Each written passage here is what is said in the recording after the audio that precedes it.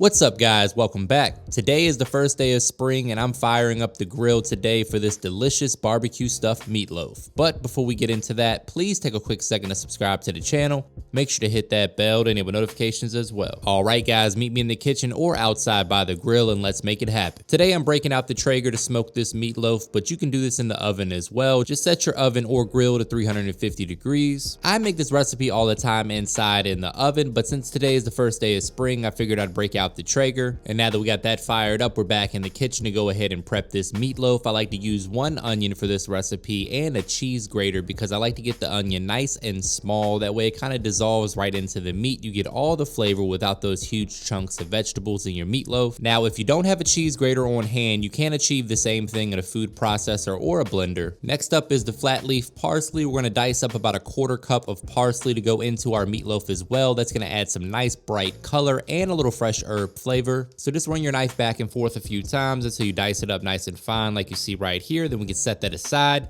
Next, you're gonna need a large mixing bowl. We're gonna add 2 pounds of ground beef to that. We're also gonna season it up with my all-purpose seasoning and a little bit of my hot AP. Feel free to use whatever seasoning you enjoy or whatever you have on hand in the pantry. This is basically a blend of salt, pepper, garlic, onion powder, a few additional herbs and spices. We're also going in with some dried oregano, some crushed red pepper for a little bit of heat. Also going to add some smoked paprika. That's especially important if you're going the oven method with this because we're going to get a little bit of smoke flavor from the Traeger too. Next, we're going in with 1 block or 5.2 ounces of Boursin garlic and herb cheese. That is one of my secret ingredients in my meatloaf. Followed by a tablespoon or 2 of garlic paste. You could also use fresh garlic here as well. Next, we're gonna add a 1/4 cup of sour cream, that parsley that we diced up earlier, along with the onion that we grated, and then get in there with your hands and mix all those ingredients together. This is where these gloves really come in handy because this is a messy job, but it's important to get your hands dirty for this one.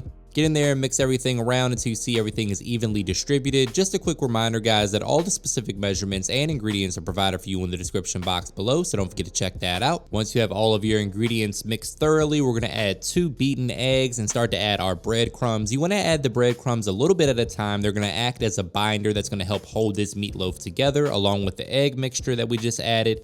And just get in there and fold everything together almost like a loaf of bread. Again, you wanna add those breadcrumbs a little bit at a time, continuously folding with your hands until this meatloaf takes shape. It should look like a large meatball, and then we're gonna pop that in the refrigerator for about 20 to 30 minutes to really let it firm up. Today, we're making a stuffed meatloaf though, so it's important to go ahead and form this into the shape that we want prior to putting it in the refrigerator. So I'm gonna slap this down on a cutting board. You could also use a loaf pan if you wanna form it that way, but it's pretty easy to do with your hands. Next, we're gonna break out our cheese of choice, which today is a sharp cheddar, but you can use whatever you like. You just want to cut the block cheese down into rectangles. That way we can stuff the meatloaf. You could also use shredded cheese for this if you want, but I find this method works a little bit better for me. Once you have your cheese prepped and ready, it's time to dig a trench into that meatloaf and stuff it with this cheddar cheese. So just use your fingers like you see right here. You don't want to go all the way through the meatloaf. You still want to leave about a 1/2 inch or so at the bottom. And then we're going to fill that with the cheese and seal it up nice and tight. Pop that in the refrigerator for about 20 to 30 minutes to allow it to really firm up.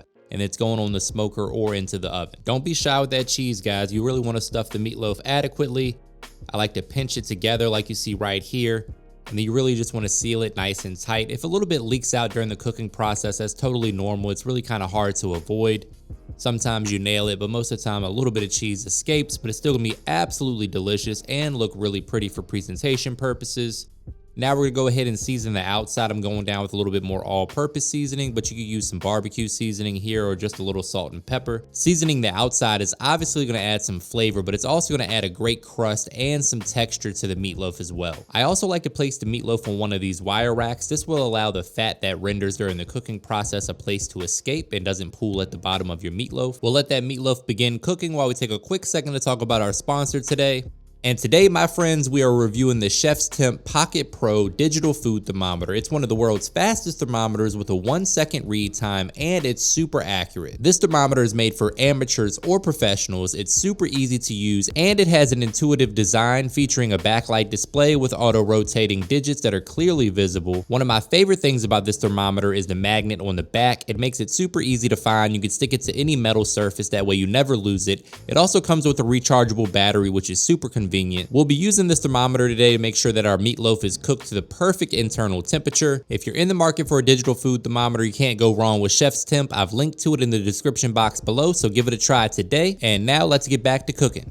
This is what our meatloaf is looking like at the halfway point. We're at about 130 degrees internal temperature. We want this to hit 160 to 165. It's about an hour or so total cook time, depending on how large your meatloaf is, but that gives us just enough time to go back in the house and make this homemade barbecue sauce that's gonna be absolutely phenomenal on this meatloaf. So first things first, we're gonna heat a skillet over medium heat, add 2 tablespoons of butter. We're gonna allow that butter to melt down a little bit. Next, we're going in with some molasses. Again, guys, all the specific measurements and ingredients for this recipe can be found in the description box below, so don't forget to check that out. After the molasses comes the ketchup. Then we're going in with some honey. This is basically a honey barbecue sauce that we're going to top the meatloaf with. You could add a little spice to it if you want to. Next, we're gonna add some apple cider vinegar to balance the flavor profile a bit. This is a great foundational barbecue sauce. You can take this about anywhere you wanna go. You can make it spicy, you can make it extra sweet, you could add some fruit preserves, really whatever you wanna do to it. I went ahead and added a touch of liquid smoke, followed by some fresh squeezed orange juice, because why the hell not? A couple tablespoons of brown sugar, followed by 1 tablespoon or so of low sodium soy sauce. That's gonna bring some extra flavor to the party.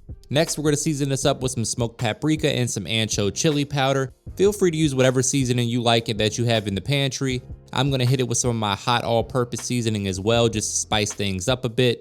Break out the whisk and mix to combine. You wanna simmer this for about 15 to 30 minutes and allow it to thicken up a bit.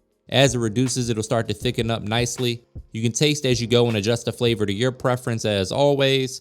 There we go. This is how we're looking about halfway through. As you can see, it's starting to thicken up beautifully. Now, it's important to add this barbecue glaze towards the end of the cook time, because if you add it too early, the sugars in the sauce will start to burn a little bit. We want to add it towards the end, maybe the last 20 minutes or so it has enough time to kind of caramelize on the meatloaf and add a nice crust, but it doesn't burn. Oh man, look at that. This is gonna be absolutely amazing. You wanna allow this meatloaf to rest for about 15 minutes or so before you cut into it. Let's check our temperature. I'm looking for anything between 160 to 165 degrees. And our chef's temp today is saying it's right at 164, which is exactly where I want it. A couple minutes rest time and it'll be absolutely perfect. Oh man, here we go. Going in for some slices. Take a look at that cheese oozing out of the meatloaf. This is one of my favorite recipes, guys. You have got to give this one a try. Let me know what you think in the comments. This is gonna make some great sandwiches the next day. Brace yourself for a trademark money shot. Say it with me, guys. Looking good. Going in for the taste test. Here's the moment of truth. Let's see what we got. As you can see, it's nice and cheesy. Has a beautiful smoke ring from that Traeger. Still plenty juicy. Nice and tender as well. Oh man, this one is absolutely money. You guys have got to try this. Let me know what you think in the comments. Give your boy a thumbs up. Hit that subscribe button and the bell to enable notifications. And as always, thank you for your support.